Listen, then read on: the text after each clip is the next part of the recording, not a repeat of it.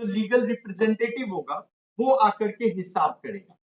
तो आप मुझे बताइए, अगर लीगल रिप्रेजेंटेटिव उसका हिसाब करेगा तो सब कुछ तो वैसे ही मांगेगा, मेरा कैपिटल दे दो, मेरा गुडविल दे दो, मेरा एक्यूमुलेटेड प्रॉफिट दे दो, रिवैल्यूएशन का प्रॉफिट और लॉस है तो मुझे हिस्सा दे दो, सब जोड़ लेगा।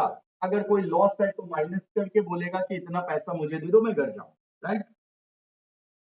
और आपके दिमाग में ये बात चल रहा होगा कि रिटायरमेंट डेथ करेंगे ना सर तो पैसा जाएगा फर्म से, यानी कैश में माइनस होगा, और जब एडमिशन पढ़ेंगे तो फर्म में पैसा आएगा।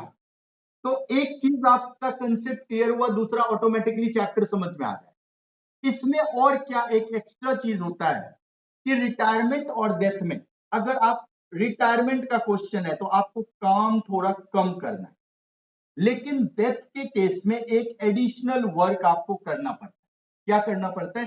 डेथ में आप देखेंगे डेट फिक्स नहीं रखता। जैसे मान लो दे दिया 15 सितंबर को डेथ हो गया, तो आप मुझे बताइए 15 सितंबर को क्या प्रॉफिट, रिटायरमेंट क्या होता है कि जैसे ईयर एंड को ट्रेडिंग प्रॉफिट एंड लॉस बना, प्रॉफिट का पोर्शन जो है वो ट्रांसफर हो गया कैपिटल में, और वो 23 मार्च को चाहेगा कि हम अगर रिटायर हो तो वो 31 मार्च तक वेट करके प्रॉफिट में अपना हिस्सा लेके चला जाएगा। प्रॉफिट की कैलकुलेशन आपको एडिशनल नहीं करना पड़ता है, वो कैपिटल में क्या होता है, साइलेंट होता है, वो चला जाता है, ट्रांसफर हो जाता है। लॉस होता है तो कैपिटल में माइनस हो जाता है, प्रॉफिट होता है तो कैपिटल में प्लस हो जाता है। बट डेथ के केस में जरा सा सोचिए, अगर 23 मार्च को होना है तो क्या वो वेट करेगा 31 मार्च तक का? नहीं करेगा ना, वो 23 मार्च को ही होगा। यानी ये एक एडिशनल, प्रैक्टिकली सोचो आप, तो आपको ये एक एक्स्ट्रा काम डेथ के केस में करना पड़ेगा। अगर क्वेश्चन डेथ का आया तो बाकी सारा काम आपको वही करना है जो आप रिटायरमेंट में होता है, लेकिन डेथ में एक एडिशनल वर्क आपको करना पड़ेगा। क्या करना पड़ेगा आप मुझे प्रैक्टिकली सोच के बताइए। जो जेड का डेथ हुआ, इसका जो रिप्रेजेंटेटिव नॉमिनी जो आएगा वो क्या बोलेगा? 1 अप्रैल से लेकर के और 15 सितंबर तक मेरा आदमी काम किया है, करेक्ट बोलेगा ना? तो 1 अप्रैल से सब कुछ तो मुझे दो, रिवैल्यूएशन करके प्रॉफिट दे दो, पहले से बचा हुआ कोई प्रॉफिट बैलेंस शीट में है तो उसका हिस्सा दे दो, अगर कोई फिक्टिशियस एसेट है तो राइट बैक कर लो, गुडविल में मेरा हिस्सा वैसे ही दो, सब कुछ तो वैसे ही मांगेगा जैसे जेड होता तो मांगता। बट उसका रिप्रेजेंटेटिव बोल रहा है कि 1 अप्रैल से लेकर के 15 सितंबर तक का प्रॉफिट भी निकाल के मुझे दो। क्या 15 सितंबर को फर्म का प्रॉफिट पता चलेगा? आप मुझे बताइए, क्योंकि ट्रेडिंग पीएनएल तो बनता नहीं है उस दिन। तो आप ये जो 1 अप्रैल से 15 सितंबर तक का प्रॉफिट जो निकालेंगे, ये एडिशनल वर्क सिर्फ डेथ के केस में करना। रिटायरमेंट और डेथ में बेसिकली डिफरेंस जो है ना, वो इसी पॉइंट पर आकर के कि डेथ के, रिटायरमेंट के केस में जो प्रॉफिट होता है, प्रॉफिट का पार्ट जो जाने वाला पार्टनर अपना लेकर के कैपिटल में चला जाता, बट डेथ में एक सर्टेन डेट दे दे। अब आप मुझे बताइए उसका representative from beginning of the year till date of death, profit तो फाइंड आउट आपको करना पड़ेगा। तो प्रॉफिट को फाइंड आउट करने के लिए आप एक लाइन लिख लो ना, in case of death we have to do one additional calculation, we have to do one additional calculation, one additional calculation, that is profit from beginning of the year, profit from beginning of the year till date of death,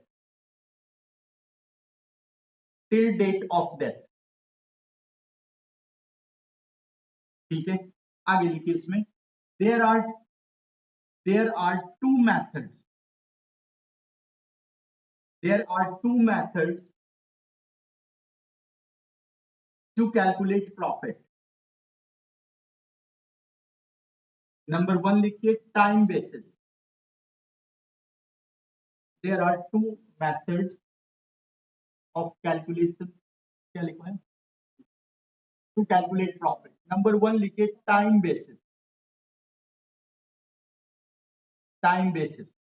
repeat कर दीजिए शुभम, क्या लिखवाया था कि we have to do one additional calculation.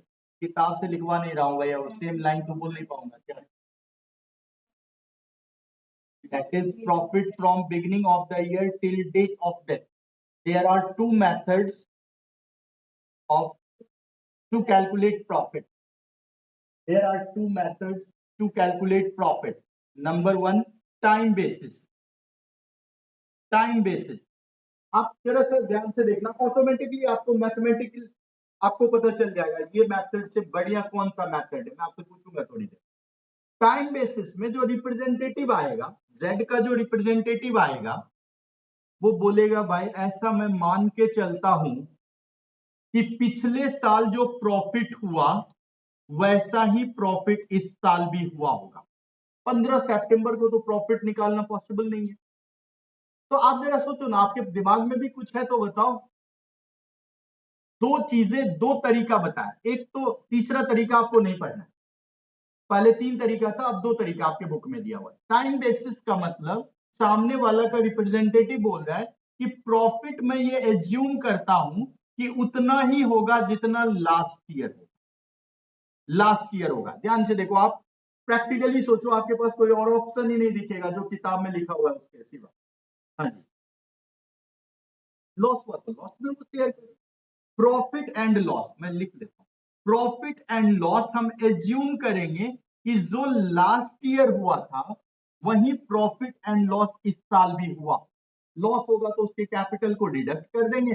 अब deduct नहीं बोलूंगा, अब मैं ये बोलूंगा कैपिटल को डेबिट कर। जब भी कैपिटल कम करना हो तो हम डेबिट करते हैं, जब भी कैपिटल बढ़ाना हो क्रेडिट करते हैं। एक तो छोटा सा रूल यूज करना है पूरे पार्टनर से, कैपिटल वाला। अब जरा ध्यान से देखो, सारा पॉइंट आप कर लेंगे, एक ये पॉइंट पर आकर के आपको ये दिया रहेगा कि प्रॉफिट टाइम बेसिस पे निकालो। मतलब जेड जा रहा है, वो मान लो 3:2:1 था ये लोग का प्रॉफिट, तो जेड का कितना हो जाएगा 1/6। तो लास्ट ईयर का आपको प्रॉफिट क्वेश्चन में दिया रहेगा, लास्ट ईयर की प्रॉफिट मान के चलते हैं, मान लो 60,000 प्रॉफिट दिया हुआ है लास्ट ईयर का, 60,000 रुपया। आप मुझे बताइए लास्ट ईयर में, लास्ट ईयर की प्रॉफिट 60,000 रुपया दिया, लास्ट ईयर में कितना महीना हुआ होगा, 12 ही होता है। तो एक महीने की प्रॉफिट कितनी होगी फर्म का, बताओ 5,000। हम लोग 15 सितंबर तक काउंट करें तो पूरा अप्रैल, पूरा मई, जून, जुलाई, अगस्त और 15 दिन सितंबर, यानी आधा महीना, 1 2 3 4 5, 5.5 महीना से मल्टीप्लाई कर दे, कितना हो जाएगा 27,500। This is the profit of current year. हम लोग क्या एज्यूम किए, सामने वाला का रिप्रेजेंटेटिव बोल रहा है, ठीक है मैं मान लेता हूं कि प्रॉफिट वही हुआ होगा जो पिछले साल हुआ। अगर मान लो क्वेश्चन में, एक दो क्वेश्चन में डाला हुआ है, अगर बोले कि ये मान के चलना है कि पिछले साल से 10% प्रॉफिट बढ़ने की संभावना है, यहां पर 66,000 कर दो। अगर ये मान बोले कि पिछले साल से प्रॉफिट 10% कम होने की संभावना है, 54,000 कर दोगे। हाँ जी,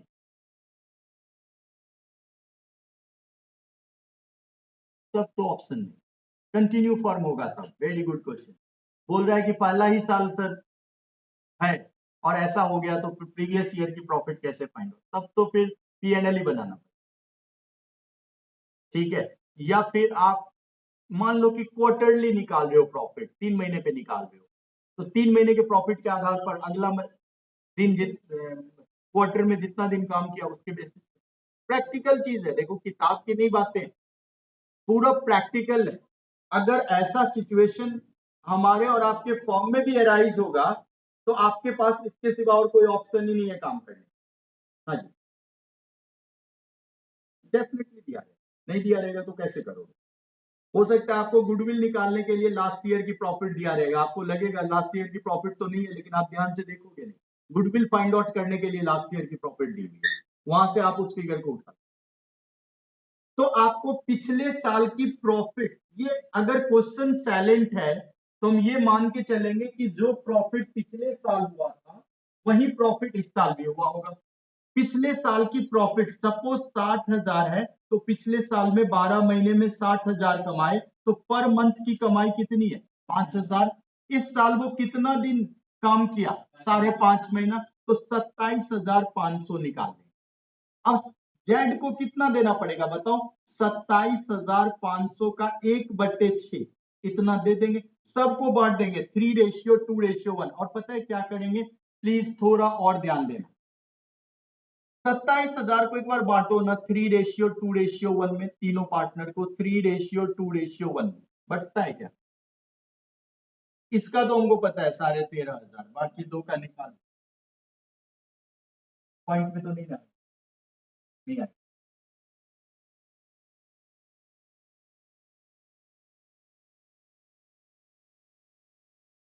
हाँ, पहला का तो पता है आधा हो, दूसरा तीसरा का बताऊंगा। 2/6 करो, 2/6 यानी 1/9,000, और 1/6 6 से 4 बार में 24, 45।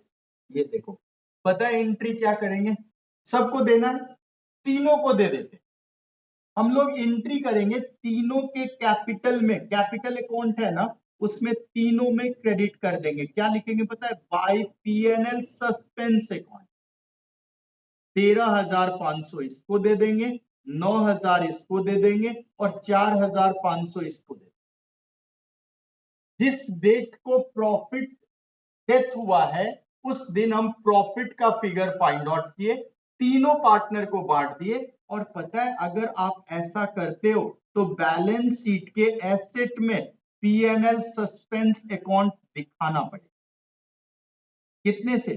27,000 से, तभी बैलेंस शीट मैच होगा। आप एंट्री क्या किए हैं पता है? Profit and loss suspense account, एक एसेट क्रिएट कर लिए, और तीनों पार्टनर को एक्स कैपिटल, वाई कैपिटल और जेड कैपिटल को क्रेडिट कर, वाई कैपिटल और जेड कैपिटल को आपने क्रेडिट कर। अगर आप, प्लीज ध्यान से सुनना, किसी किताब में पीएनएल सस्पेंस होगा, किसी किताब में पीएनएल सस्पेंस नहीं होगा, तो आप दोनों तरीका सीखो। जिस दिन उसका डेथ हुआ है उस दिन हमने प्रॉफिट फाइंड आउट किया, और प्रॉफिट तीनों पार्टनर में बांट दिया। अब अगर हम तीनों पार्टनर में क्रेडिट करके छोड़ देंगे, बांट देंगे, तो पीएनएल सस्पेंस नाम का एसेट में हमें दिखाना पड़ेगा। Why we are using the word suspense? Because this is not the exact profit. ये एग्जैक्ट प्रॉफिट तो नहीं है, हमने एजम्पशन के आधार पे निकाला। ऐसा मान के चले हैं कि जो प्रॉफिट लास्ट ईयर हुआ था वही प्रॉफिट इस साल हुआ होगा। तो अगर आप पार्टनर के कैपिटल में, दोनों तरीके से बैलेंस शीट मैच होगा, प्लीज ध्यान से सुनना, तीनों पार्टनर में हम बांट देंगे और नए बैलेंस शीट में हम पीएनएल सस्पेंस अकाउंट दिखा देंगे। तरीका फर्स्ट, क्या करेंगे? प्रॉफिट फाइंड आउट कर लेंगे टाइम बेसिस पर। ये एज्यूम करके, मैं लिखवा नहीं कुछ रहा हूं, मैं समझाने की कोशिश कर रहा हूं, लिखोगे तो भूल जाओगे। सोचो ना आप इसके सिवा और आपके पास कोई ऑप्शन है तो मुझसे आप डिस्कस करो। उस दिन आप प्रॉफिट ये मान के निकालेंगे कि इतनी ही प्रॉफिट लास्ट ईयर भी होगी। तो आप लास्ट ईयर में 12 महीना होता है, ये लिखा नहीं रहेगा, ये मानना है। तो लास्ट ईयर की प्रॉफिट को 12 से डिवाइड कर, सर अगर मान लीजिए 27 मार्च को डेथ हुआ होगा तब क्या करेंगे? डेज में निकाल लो ना भाई, डेज में निकाल लो। और पिछले साल में 365 दिन हुआ होगा, ये भी पता है आपने को। एक दिन की प्रॉफिट निकाल लेंगे, तो जितना दिन वो इस साल में काम किया उतने दिन की प्रॉफिट नहीं फाइंड आउट कर लेंगे। हालांकि आपको क्वेश्चन में हमेशा देखना 1 तारीख, 15 तारीख, 30 तारीख दिया है, जिससे कि आप आसानी से कैलकुलेट कर। अगर आपको डेज में निकालना पड़े तो पिछले साल में 365 दिन में इतनी कमाई, तो एक दिन की कमाई फाइंड आउट कर लोगे। इस साल जितना दिन वो वर्क किया है उतना से मल्टीप्लाई कर दोगे, उतने दिन की प्रॉफिट आ जाएगी। दो काम कर सकते हो, अकाउंटिंग ट्रीटमेंट समझना। तरीका one, distribute this profit among all the partner and create a new head in the asset side of balance sheet। नाम क्या होगा? Profit and loss suspense account. सारे पार्टनर को दे देंगे, और जब भी हम देते हैं तो क्या करते हैं? क्रेडिट। तो सारे पार्टनर को हम दे देंगे और पीएनएल सस्पेंस अकाउंट एक अराइज कर लेंगे बैलेंस शीट में, बाकी काम होते रहेगा। लेकिन आप मुझे बताइए, ये प्रॉफिट एंड लॉस कई किताब में देखेंगे ये सस्पेंस अकाउंट नहीं बनाया, नहीं दिया हुआ, तो आप क्या करोगे, सिर्फ जाने वाले पार्टनर का हिस्सा कितना बन रहा था आप मुझे बताओगे, 4500 रुपया, करेक्ट बोल रहा हूं, 4500 रुपया। एक काम करे क्या, ये 4500 एक्स और वाई क्या बोलेगा पता है, एक्स और वाई बोलेगा कि भाई हम लोग अपने पैसे में से दे देते हैं, साल के अंतिम दिन हम लोग आपस में बांट, मान लीजिए कि जेड का हिस्सा एक्स और वाई बराबर बराबर ले रहा, तो पता है ये 4500 में 2750 रुपया एक्स दे देगा, 2750 रुपया वाई दे देगा, और हम लोग एंट्री कर देंगे X capital debit, Y capital debit to Z capital, sorry 2250 रुपया दे देंगे टू जेड कैपिटल, कितने से 4500 रुपया दे देंगे, 2250 इससे 2250 इससे, कोई सस्पेंस अकाउंट अराइज करने की जरूरत ही नहीं है, बैलेंस शीट अपने आप मैच हो जाए।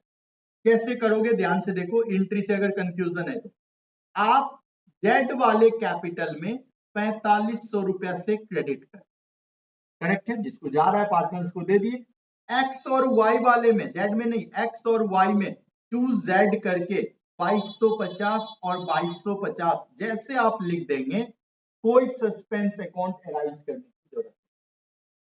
तो आप इसकी अकाउंटिंग ट्रीटमेंट दो तरीके से कर सकते हैं, आप चाहें तो पीएनएल सस्पेंस अराइज कर सकते हैं, चाहे तो पीएनएल सस्पेंस अराइज करने की कोई जरूरत नहीं, अगर नहीं अराइज करना है, पास दिस जर्नल एंट्री, जिस हिसाब से गेन किया है, गेन किया है जाने वाले पार्टनर का हिस्सा, उस हिसाब से हम कंटिन्यू पार्टनर को के कैपिटल को रिड्यूस कर देंगे और जाने वाले पार्टनर के कैपिटल को क्रेडिट कर देंगे।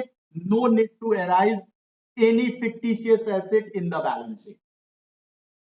सिंपल चीजें हैं भाई, नहीं हो तो बोलना, लिखवा दूंगा मैं, लेकिन क्लियर करके साथ मैं बोल रहा हूं, कभी कभी रिटायरमेंट और डेथ में आपको लगेगा, बोल दे तब तो कोई बात ही नहीं कि सस्पेंस अराइज कर, तो आप क्या करोगे, कुछ नहीं करोगे, जो भी प्रॉफिट आया ना उस डेट को सारे पार्टनर में बांट दोगे और पीएनएल सस्पेंस एसेट में दिखा दोगे बैलेंस शीट में,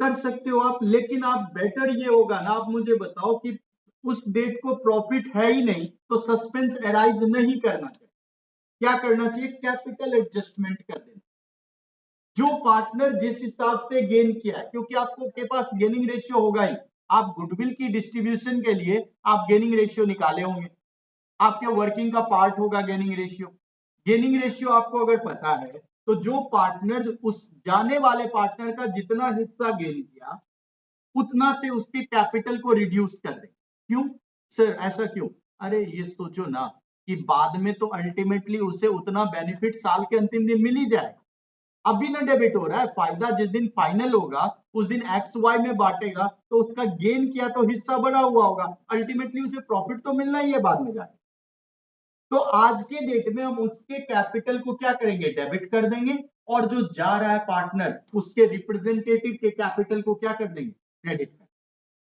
अगर आप ये अकाउंटिंग ट्रीटमेंट करते हो तो पीएनएल सस्पेंस अकाउंट अराइज करने की कोई भी जरूरत नहीं पड़ेगी, बिना पीएनएल सस्पेंस अकाउंट अराइज किए ही आपका बैलेंस शीट क्या हो जाएगा, मैच हो जाएगा।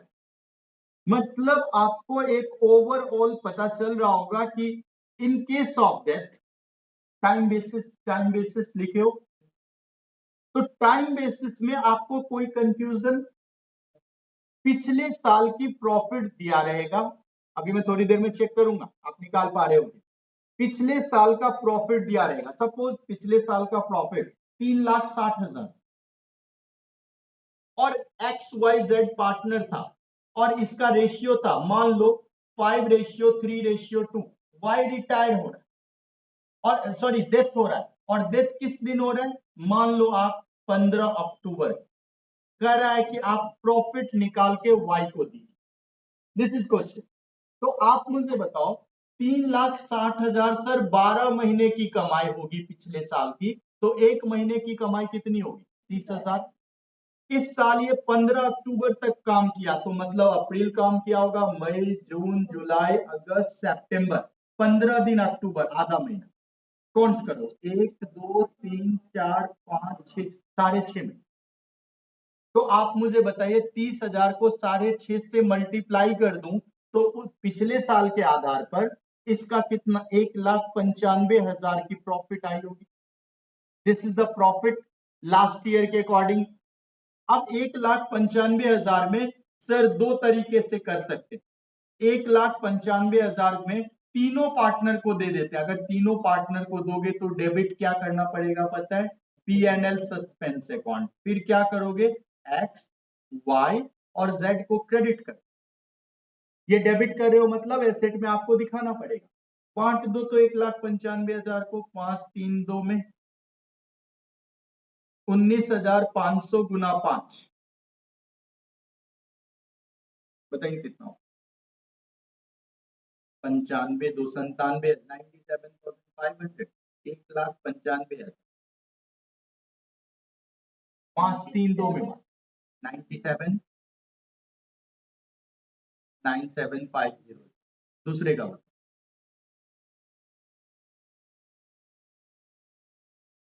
58,500 और तीसरे का 38,039, 39,000। यानी हम तीनों पार्टनर के कैपिटल को, अकाउंटिंग ट्रीटमेंट क्या करेंगे? तीनों पार्टनर के कैपिटल को बाय P&L सस्पेंस करके ट्रांसफर कर देंगे। 97,500, 58,500, 39,000 और बैलेंस शीट के एसेट साइड में P&L सस्पेंस दिखा देंगे। कितने से? 1,95,000। पहला ओवर। सर ये अगर सस्पेंस अराइज नहीं करना होता तो आओ थोड़ा सा और मेहनत करते हैं। क्वेश्चन साइलेंट है, हम लोग को पता है 1,95,000 में इसका हिस्सा कितना आ रहा है? 39,000। करेक्ट बोल रहा हूं? पता है एक्स और वाई किस रेशियो में बांटा होगा अगर क्वेश्चन साइलेंट है तो? 5:3 में।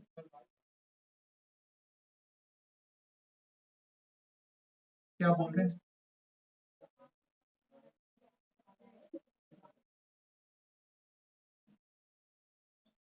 5 होगा ही।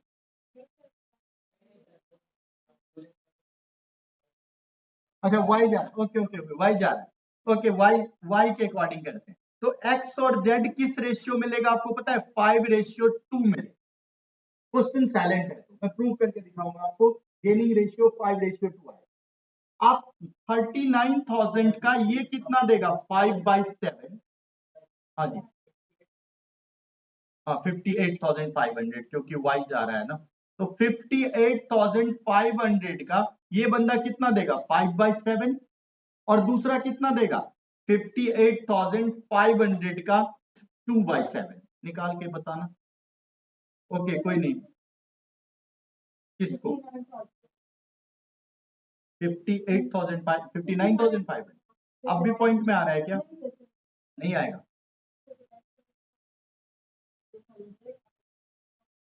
8,500।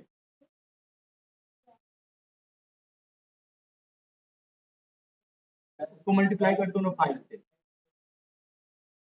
42,500, 17,000।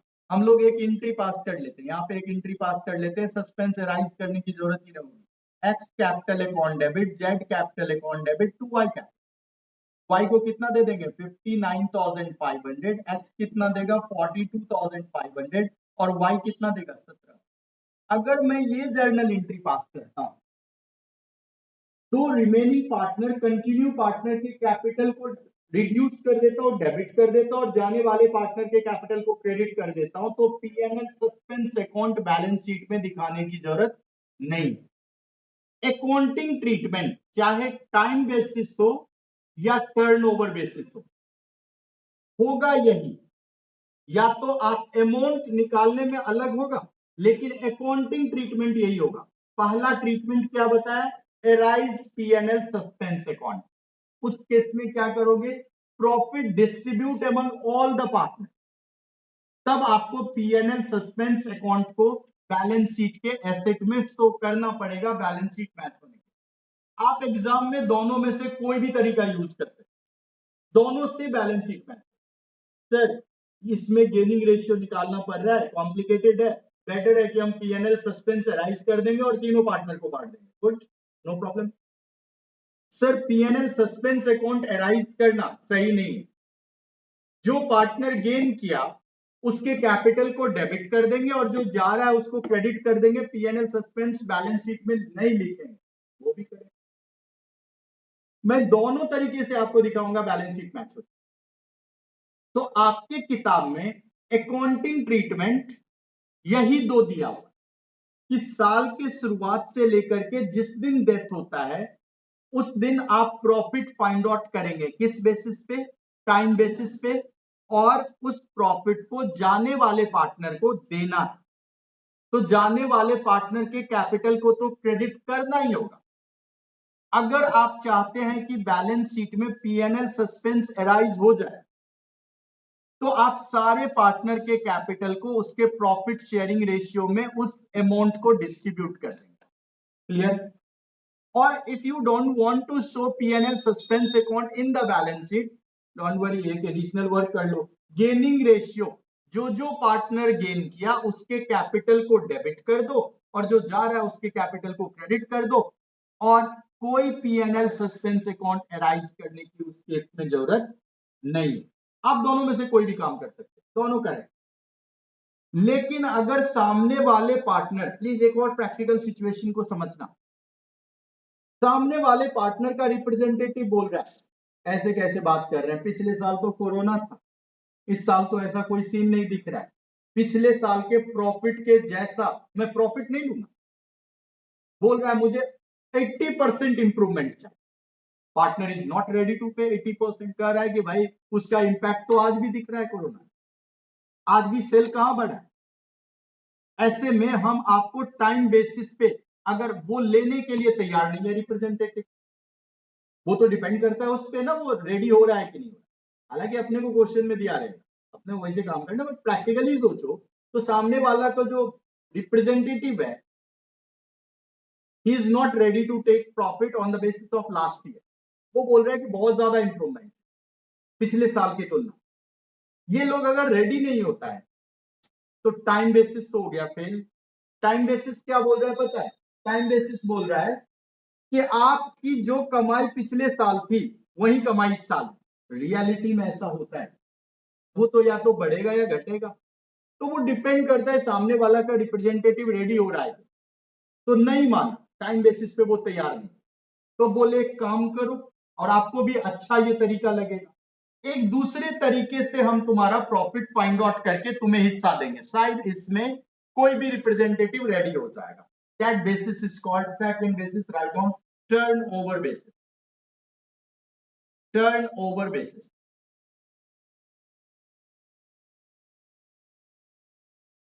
Turn over basis. Turn over किसको बोलते हैं? अगर किसी को नहीं पता हो तो ब्रैकेट में लिख लेना, सेल। सेल को बोलते हैं। ये तरीका ज्यादा सही आपको लगेगा। बोलेगा भाई पिछले साल का बुक्स ऑफ अकाउंट्स उठा के लाओ। आप सबको शायद पता होगा, नहीं भी है तब भी सुन लो। एक उठाओ कौन सा? Cash book. एक उठाओ कौन सा? Purchase book, sorry sales book. और एक और लाओ क्या? Sales return book, credit note, sales return book. पता चल जाएगा पिछले साल का नेट सेल कितना। हालांकि आपको इतना नहीं करना है, मैं बस एक बार रिमाइंड कर रहा हूं, sale figure is given in the question. Cash sale से, कैश बुक से हमें क्या पता चल जाता है? Cash sale. और ये दोनों बुक से हमें क्या पता चल जाता है? मैं पढ़ाया हूं आप लोगों को, क्रेडिट, नेट क्रेडिट सेल पता चलता है। नेट क्रेडिट सेल ये बनाना भी आपको सिखाया था पिछले साल। जो सेल्स बुक होता है उसमें डेटर का लिस्ट होता है, कितने लोगों को हमने उधार बेचा। और ये जो हमारा सेल्स रिटर्न बुक है उसमें से कितने लोगों ने हमें सामान वापस कर दिया। मान लो 10 लाख का उधार बेचे, 2 लाख वापस आ गया, तो नेट क्रेडिट सेल कितना होगा? 8 लाख। और कैश में बेचे हैं 10 लाख, तो टोटल पिछले साल का सेल कितना है? 18 लाख। कोई दिक्कत? हालांकि ये सब की जरूरत नहीं है सर, ये 11th वाला बता रहे हो, अरे सेल का फिगर दिया रहेगा, परेशान मत हो। 18 लाख का सेल दिया हुआ है पिछले साल, और पिछले साल का ट्रेडिंग अकाउंट उठा के लाते हैं, क्या करेंगे? ग्रॉस प्रॉफिट की क्या जरूरत? पीएनएल उठा के लाते, उससे पता चलता है नेट प्रॉफिट पिछले साल का कितना था। सर वो नेट प्रॉफिट दिया रहेगा ना? बिल्कुल दिया रहेगा, दिया रहेगा आपको। ये जो मैं बोल रहा हूँ ट्रेडिंग पीएनएल, सर पढ़े ही नहीं, कोई बात नहीं, कोई जरूरत नहीं है ट्रेडिंग पीएनएल। अगर एक बात बताइए उत्कर्ष, 18 लाख सेल्स गिवन, और सपोज आप बताइए 3,60,000 रुपए की नेट प्रॉफिट हुई, तो 10 रुपए का सामान बेचते हो, 2 रुपया कमाते हो, तो कितना परसेंट नेट प्रॉफिट की रेशियो आपकी क्या है? 20%। आपकी कॉस्ट कितनी लगी? कॉस्ट कितना है? 80%। चाहे वो डायरेक्ट कॉस्ट हो या इनडायरेक्ट कॉस्ट हो, चाहे वो मैन्युफैक्चरिंग का खर्चा हो या सेलिंग का खर्चा हो, 80% आपकी लागत है, 20% आप कमा रहे हैं। पिछले साल का सेल दिया हुआ 18 लाख का, और पिछले साल की प्रॉफिट है 3,60,000 का, तो हम लोग समझ जाएंगे 18 लाख का बेच के 3,60,000 कमाता है, मतलब 20% कमाता है। जितना बेचता है उसका 20% क्या करता है? कमाता है। हालांकि आप एक फॉर्मूला सीख लो, नेट प्रॉफिट रेशियो बराबर होता है net profit by sale into 100। ये रेशियो एनालिसिस में पढ़ेंगे, बट हम लोग लेमन लैंग्वेज में समझो ना। 18 लाख का बेच के अगर 3,60,000 कमा रहे हैं तो रिटर्न कितनी है? 20%। 10 लाख बेच के 1 लाख कमा रहे हैं तो रिटर्न कितनी है? 10%, है ना? तो हम लोग सेल का फिगर और हम लोग प्रॉफिट का फिगर से पता कर लेंगे कि हमारा प्रॉफिट का रेशियो क्या है। अब आप देखो कितनी, सामने वाला 100% सेटिस्फाई हो, बोले भाई पिछले साल में 18 लाख का सेल था, आप देख लीजिए सारा बुक्स ऑफ अकाउंट निकाल के, और नेट प्रॉफिट देखिए आप टैक्स पेमेंट किए हैं 3,60,000, तो 18 लाख का बेचते हैं तो 3,60,000 कमाते हैं, इसका मतलब सेल पर 20% कमाते हैं। एक काम कीजिए, 15 सितंबर तक कितना सेल किया ये पता कर लीजिए, प्रॉफिट तो ज्यादा एक्यूरेट आ जाएगा। अगर मेहनत ज्यादा किया होगा, सेल ज्यादा हुआ, तो आपको ज्यादा प्रॉफिट लेके जाएंगे आप, और अगर सेल कम हुआ है तो कम प्रॉफिट लेके जाएंगे, मतलब मेहनत के आधार पे आपको प्रॉफिट मिलेगा, इसमें कोई अजम्पशन नहीं है। ये ज्यादा आपको परफेक्टली प्रॉफिट, आपको अगर आपका रिप्रेजेंटेटिव, सॉरी आपका जो डेथ पार्टनर ने अगर मेहनत ज्यादा किया, सेल बढ़ा हुआ था, तो आपको प्रॉफिट का पार्ट ज्यादा मिलेगा, और सेल अगर कम था तो पुराना पार्टनर बोल रहा है सेल पर दो ना, एक्यूरेट फिगर पता चल जाए, प्रॉफिट क्या हो जाएगा? कम हो जाएगा। अब 15 सितंबर तक सर क्या दिया रहेगा? सेल दिया रहेगा, 4 लाख का सेल किया। अब आप मुझे बताइए प्रॉफिट कितना होगा? 4 लाख का सेल दिया है 15 सितंबर तक, 1 अप्रैल से 15 सितंबर तक 4 लाख का सामान बेचा, कितना? 80,000, 80,000, 80,000 प्रॉफिट निकाल लिया। आप मुझे बताओ पिछले साल का नेट प्रॉफिट रेशियो 20% आया। अब इस साल में 1 अप्रैल से लेकर के और 15 सितंबर तक का सेल का फिगर अगर दे दिया, तो बोले भाई जितना बेचते हैं उस पर 20% कमाते हैं, पिछले साल यही बता रहा है। तो आप जितना बेचा है इस डेट तक, टर्नओवर है कितने का? 4 लाख का, तो 4 लाख का 20,000, 20% कितना होता है? 80,000 रुपया प्रॉफिट आया। आपका रिप्रेजेंटेटिव कितने के लिए पार्टनर था? 1/5 के लिए। लीजिए 16,000 आप घर जाए। यानी आपको इसमें ज्यादा एक्यूरेसी लग रहा है, टाइम बेसिस पे उसके दिमाग में चलता भाई पिछले साल शायद से इस साल बेहतर होगा, लेकिन इसमें तो परफॉर्मेंस बेसिस पे आप प्रॉफिट निकाल रहे हो। पिछले साल का अगर आपको सेल दे दे और पिछले साल का आपको अगर हम नेट प्रॉफिट दे दे, तो पिछले साल की नेट प्रॉफिट रेशियो क्या था वो फाइंड आउट कर लेंगे, और from beginning of the year to date of that आपकी सेल की फिगर दी रहेगी, और आपको परसेंटेज पता है हम कितने बेचते हैं तो उस पर क्या कमाई करते हैं, तो आप उसके अकॉर्डिंग ये फाइंड आउट नहीं कर लेंगे 80,000? बिल्कुल नहीं, वो देखो इंफॉर्मेशन अगर आपको जैसा दिया रहेगा ना, आपको देख करके पता चल जाएगा टर्नओवर लगाना है या टाइम बेसिस लगाना।